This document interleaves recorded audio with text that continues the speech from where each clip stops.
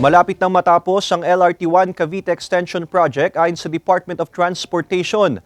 Mapapabilis nito ng hanggang 25 minutong biyahe mula Bulacan papuntang Cavite ayon sa ahensya. Ang detalye sa report ni Paul Hernandez.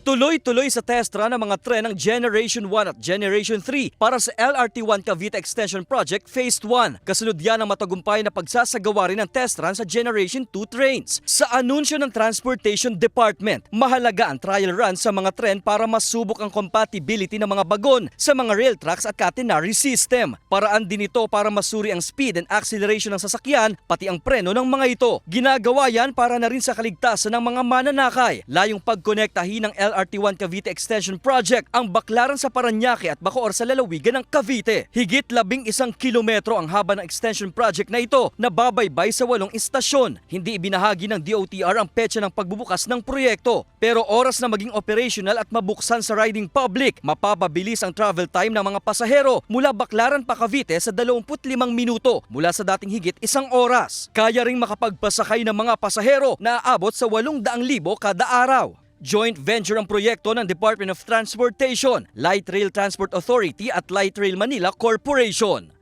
Paul Hernandez, Balitang Southern Tagalog.